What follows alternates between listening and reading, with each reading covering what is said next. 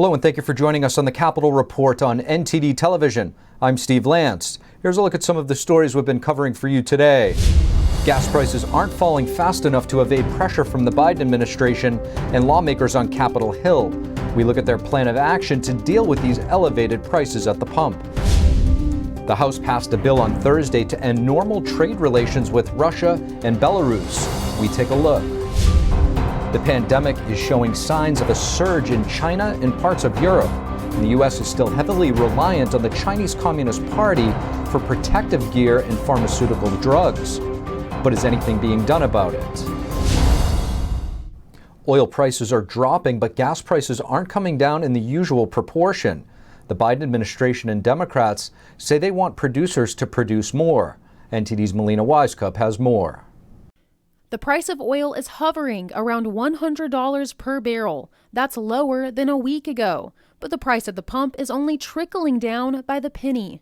President Biden and Democrats have referred to the price increase as the Putin price hike, although prices were rising before the war broke out. Now Democrats are unifying under another message. Oil producers are the problem. There is concern about whether there is profiteering happening at the gas station level as well as at the oil company level. And on Capitol Hill, Democrats are following the administration's footsteps, now preparing to put oil producers under the microscope. Over the past few days, the price of crude has actually gone down, but the average price of a gallon is still stuck at nearly $4.30. If anyone thinks this is fair, efficient, or sensible, they're probably an oil executive. Oil producers say there's a lag for gasoline prices to follow the drop of crude oil prices. Congress is calling on CEOs from oil and gas companies to answer questions in a hearing. In the meantime, the Biden administration is asking companies to produce more, while assuring Americans that Biden's green energy policy is still being worked on in the background. I think Americans should see the administration calling right now for an increase in supply as something that helps them. And that's what it's increased supply at home and increased supply around the world so that we can reduce the costs at the pump. But ultimately, the administration's goal is not to have us be so reliant on volatile sources of energy like fossil fuels. House Speaker Nancy Pelosi today hinted that Congress could take action to cancel oil companies' federal leases unless they're actively drilling. If they want to drill, they have places to drill. Use it or lose it. Let somebody else drill there. Melina, President Biden is now publicly targeting some of these oil companies and accusing them of taking advantage of the situation. So, Melina, how is Congress reacting to this? So it seems like congressional leadership is taking the same approach as the Biden administration, echoing the Biden administration, their approach to these higher gas prices. So we heard from Senate Leader Schumer this week saying that he wants to call the CEOs of those oil producing companies to come to the Senate and testify, and so that the senators can press those CEOs on whether they're passing on the lower oil prices to the consumers. And we heard that again from House Speaker Nancy Pelosi today. So it seems like the congressional leadership here is really trying to shift the focus away from the Biden administration's energy policies and trying to put more pressure on those oil producers. Now, another idea being floated here in Congress is to implement something called a use it or lose it when it comes to the oil producers' leases. So they want to pass something that would force those oil producers to use those leases or have them revoked. And this is a method to kind of encourage those CEOs of the oil producers to produce more oil or face having their leases revoked. Now, this is to try to get them to produce more oil so that the gas prices will hopefully be lowered. So that's another solution that House Democrats are looking at. But ultimately, I think what we're seeing is congressional leadership in the Biden administration trying to shift Americans' focus away from the energy policies and more focus on how CEOs of those oil producing companies play a role in these higher prices. Steve, back to you. Thanks for that, Melina. And the House passed a bill Thursday to end normal trade relations with Russia and Belarus. Lawmakers voted 424 to 8 in favor of legislation to raise tariffs on goods from the two countries. The legislation the House will pass today represents an intense action to further isolate Russia and decimate its economy. Said another way, American dollars will no longer fund Russia's war machine. The House vote came one day after Ukrainian President Zelensky pleaded with Congress and U.S. allies to do more to deter Russia. It's not a temporary thing. They cannot just go kill a bunch of people, destroy cities, kill women and children, and then go back and have business as usual. We must do everything in our power to hold Russia accountable for the atrocities it is committing hourly in the nation of Ukraine. The broad action would revoke most favored nation status for Russia and is being taken in coordination with the European Union and group of 7 countries. The Senate is expected to take up the measure soon for final passage. When the House passes this bill, I expect it'll have broad bipartisan support here in the Senate, and I will work with my colleagues to find a way to move it through this chamber quickly. The bill gives President Biden power to impose even stricter import taxes on their exports amid the ongoing invasion of Ukraine. With Ukrainian President Zelensky making his emotional plea to Congress, some Democrats and Republicans are calling for more support for Ukraine, both humanitarian and militarily. Here to discuss this ongoing crisis, we have Tennessee Congresswoman Diana Harshbarger. Congresswoman Diana Harshbarger, thank you so much for joining us on the Capitol Report. Yes, thanks. My pleasure, Steve. Now, Congresswoman, it appears that there's a lot of bipartisan support to offer Ukraine some serious weaponry, to potentially offer a no-fly zone as well. I just want to get your thoughts on this issue. They have asked us for more weaponry, give them the Stingers, give them the Javelins, give them ammunition to fight the war. Humanitarian aid is huge. They are begging for things like milk and formula and diapers. I watched a video the other day, and they're talking about last week, and they only had 2 weeks supply of things like dialysis for children or chemotherapy for those children that had cancer. Give them what they need to help those people that are still there and trapped survive. I'm all about doing that, and the humanitarian aid, in my opinion, is critical, but give them the weapons they asked for. As far as a no-fly zone, the Biden administration doesn't look like they're going to do that, and it's a complicated issue, but supply them with what they need to fight this war, because Russia invaded Ukraine. It wasn't the other way around, and they're standing for democracy, and they've chosen freedom over tyranny, and let's help them in any way we can to survive and beat the Russians back. Congresswoman, we all very much care about what's happening in Ukraine, especially on a humanitarian level to the people of Ukraine. But there are many issues also raging back here at home. For instance, we have the border crisis, we have gas prices skyrocketing, the pandemic looks like it's starting to kick back up again worldwide. And with that in mind, there have been concerns over China controlling the supply of PPE and certain medications and various medical supplies. Do you think we're prepared for another round of the virus if it were to spread on a large scale? Well, I've said it for 25 years, Steve, coming to Congress on my own and talking about the medication supply issue. And, if the pandemic didn't do anything, it uncovered the necessity to be self-reliant in these things like the PPE that we're so reliant to China, who is an adversarial nation, by the way. We're relying on them for 90% of our medications, our active pharmaceutical ingredients and our finished product. We need to institute bringing those things back and incentivizing these companies to make it in America or use our allies. And yes, I think, I don't know how secure. I've asked these questions. Where are we at on the scale if the pandemic arises, or another one, for God's sakes? Are we going to be self-sufficient? Do we have what we need to fight that? And, I'm ringing that bell, and I'm doing all I can, Steve, to make the administration aware of, these particular issues. Speaking of PPE, when it comes to the mask mandates on airplanes, there's been a strong call by Republican senators and members of Congress, and even quite a few Democrats, to repeal the mandates on airplanes. Yet the CDC is still guiding the federal government to keep them in place. Have they given any indication as to what their threshold is to drop these mandates, or is it just kind of arbitrary? We asked her today, and we didn't get a good response at all. But when the Senate passed that, and there's no more secure place than an than an airplane. Honestly, with the HEPA filtration system they have, there's no reason we should be wearing masks. And I've said this to you before, it's not about COVID, it's about control. And if they can continue to push that narrative and tell us what we should and shouldn't do, they're going to continue to do that. But, you know, if they get enough pressure, why did they drop the mask mandate right before the State of the Union speech? That was another question we asked. How funny is that? And why are our children still having to be masked when the rate of contracting COVID is so much less than these children that it would be in an immunocompromised person? Not a lick of sense. It doesn't make a bit of sense as to why they do that. But even some of the airline CEOs, I think it was American and maybe Southwest, I don't remember, they have advocated to stop this on the airplanes, in the airport. So we'll see. Now that the Senate stepped up, we'll see where this goes. Congresswoman Diana Harshbarger, thank you. Thank you, Steve. My pleasure.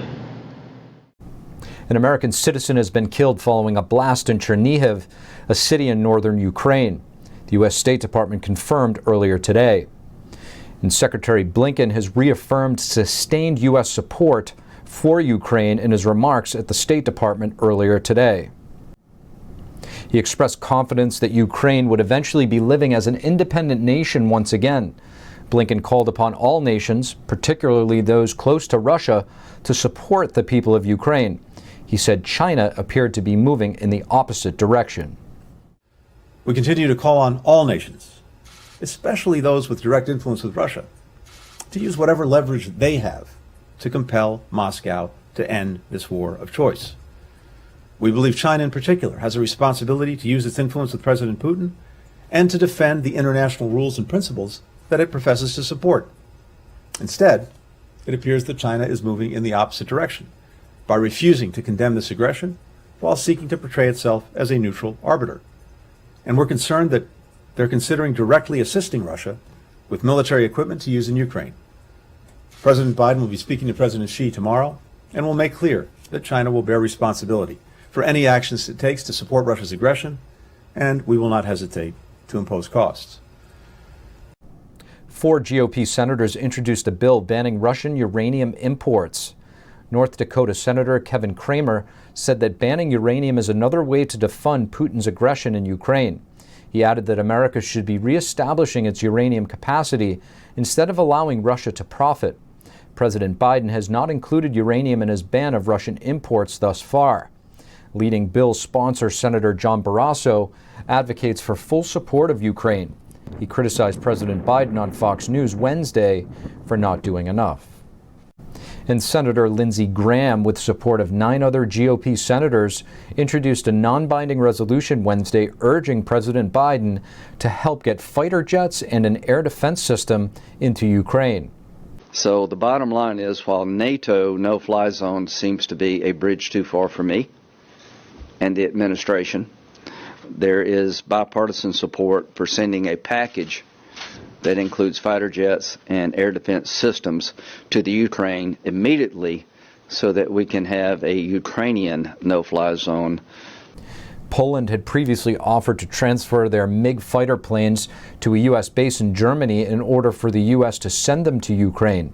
Secretary of State Antony Blinken greenlighted the idea in an interview. However, that proposal was later rejected by President Biden. And while the country is focusing on Ukraine, some are urging attention on Americans who are facing sentencing for entering the Capitol on January 6th. We bring you the story of one of them. China and the United States. What will be said when the leaders of these two countries speak tomorrow? We'll ask Congressman Steve Chabot his thoughts on the upcoming meeting. The Chinese regime was conducting surveillance on an American Olympic figure skater and her family. We tell you why and how in just a moment.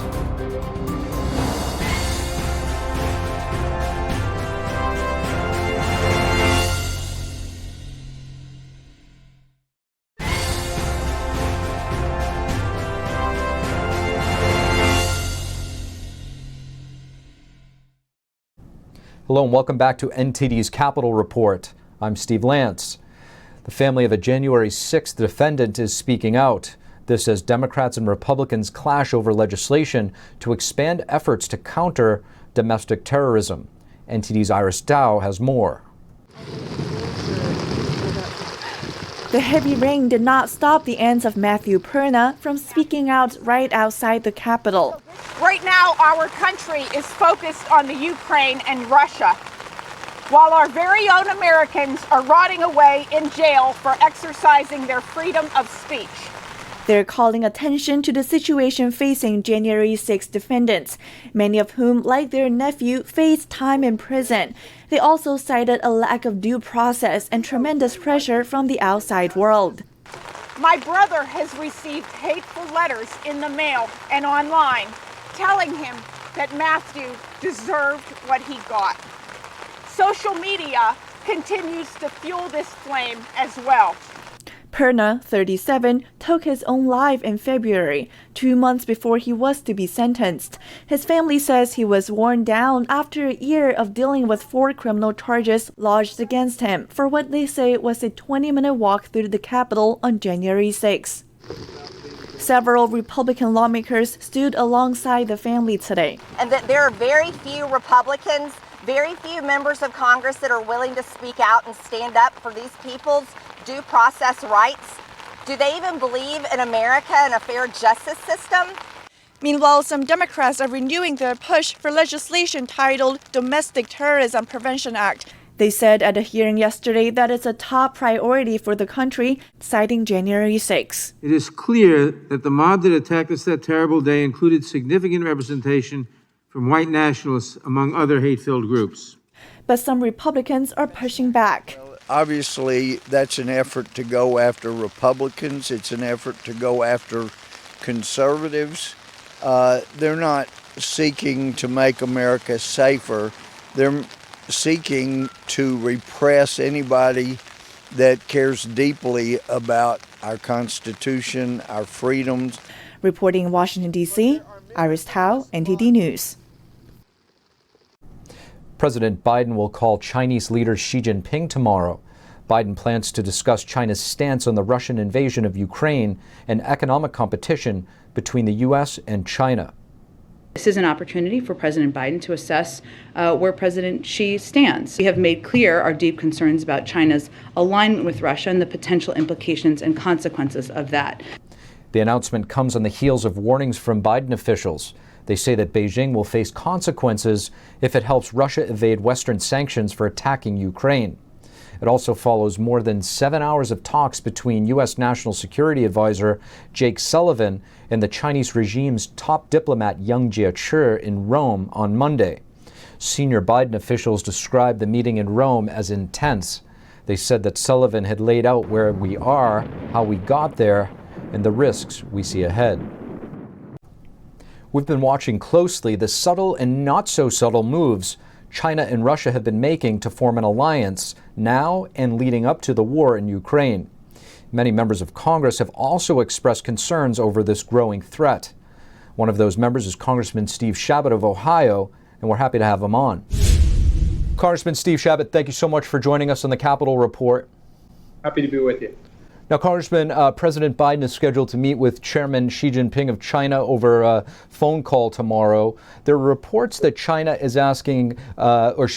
is asking China for weapons, among other things. How concerning is this relationship to you? Well, clearly, China is going to deny everything as they always do. But I think what it shows is that Russia's in trouble. Putin's having a hard time, much tougher than he thought he was going to have. So he's turning to his new best friend, China, to try to get additional support, whether it's financial or military or whatever. So this new relationship between the two, is of concern and ought to be to not only the United States but the free world. But it's really not unexpected, and so we should be very vigilant and watchful and make sure that we're on top of things.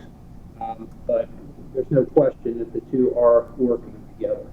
Now, with regard to China, you've been warning that the CCP is working behind the scenes to weaken the United States. Recently, there have been reports of Saudi Arabia starting to sell oil using the Chinese yuan. Just how serious of an issue is that? Well, we want to make sure that the sanctions against Russia actually work. Now, many of us, of course, would have put much tougher sanctions on and done it before the attack actually took place, and maybe that would have made Putin think twice before he even did this. But of course, we'll never know now. But when we have Saudi Arabia, or we have China, or anyone else who's going behind the scenes and trying to undermine the West's sanctions, that's something that is of considerable concern, and we need to work against. Congressman, China is such a hard country to deal with and get information out of due to its being so closed off and secretive. With that said, there are reports of a new round of the virus spreading over there. How important is it for the Chinese Communist Party to be open with the world about what is actually going on to prevent future outbreaks around the world? And is there a way to actually hold them accountable to that? Well, we know that China did cover up the first outbreak that they had to the detriment of the rest of the world. I don't think you would have seen nearly the number of deaths had they actually been open with the rest of the world, but they covered it up. And so we should expect them, probably in this case, to do something similar. You really just can't trust the PRC, just as you can't trust anything Putin's been saying, not only lately, but even before. And when it comes to China eyeing Taiwan, up until this point in how the U.S. has managed the Russia-Ukraine conflict with sanctions on Russia and support for Ukraine, do you think that this has deterred the CCP at all from any future moves they may make on Taiwan?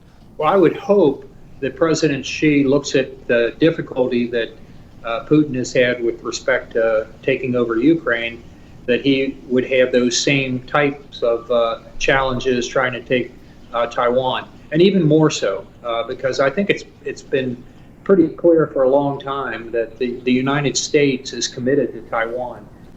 It's a critical ally of ours in a critical region, and we need to stand with Taiwan. And I think if China is aware of the seriousness of the United States and our other allies in the region, like Japan and Australia, for example, I think it's less likely that he ultimately will act. But we have to prepare for President Xi and the Chinese Communist Party to actually take military action against Taiwan sometime. We don't know when. We've got to prepare for it, make sure that Taiwan is prepared as well. Congressman Steve Chabot, thank you. Thank you very much. An American Olympic figure skater, Alyssa Liu, and her father, Arthur Liu, were allegedly tagged by secret agents of the Chinese Communist Party. The father was a political refugee who fled China in 1989, around the time of the Tiananmen Square massacre. He told the AP someone called him last year demanding his family's passport numbers, and prosecutors say this man is Matthew Zaboris, a U.S. citizen hired to spy on the family.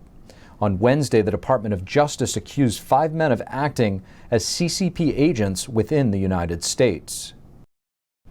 And Florida Republican Senator Marco Rubio today sent letters to the presidents of 26 Florida research colleges and universities, urging them to be on guard against the threat of Chinese Communist Party espionage in higher education. Rubio said that CCP quietly seeks to acquire cutting-edge U.S. technology and the knowledge that will give birth to the technology of the future. Rubio emphasized, quote, China itself is not the problem, much less the Chinese people. The same force that deprives the Chinese people of their freedom is what threatens us, the despotic regime in Beijing, end quote. Well, in case you didn't know or haven't heard yet, happy St. Patrick's Day. President Biden has been attending several Irish-related events since last night, but his original plans got scrambled after the visiting Irish Prime Minister tested positive for the CCP virus. President Biden on Thursday met with Irish Prime Minister Michael Martin. The two leaders met virtually after Martin tested positive for COVID-19. During a video call at a Capitol luncheon, Biden highlighted the similarities between the U.S. and Ireland. You know, the values that immigrants from Ireland brought, but as I said, they're not only Irish values, they're values that I think of the vast majority of immigrants who come to the United States. Martin learned he had tested positive for COVID Wednesday evening while attending an event with Biden and House Speaker Nancy Pelosi. All three leaders are vaccinated and boosted. The White House COVID-19 coordinator, Jeff Zients, is leaving his position. Epidemiologist Dr. Ashish Jha will replace him. Jha is the current dean of Brown University's School of Public Health. The replacement comes in the wake of the new National COVID-19 Preparedness Plan, ushered in earlier this month. Jha will start as the White House COVID-19 Response Coordinator on April 5th. He will head the U.S. government's response to the pandemic and advise President Biden. In today's statement announcing the new posting, Biden praised Jha, saying he is a leading public health expert in America. And that's all we have for you tonight on the Capitol Report. Thank you for tuning in. From Washington, D.C., I'm Steve Lance, and we'll see you tomorrow.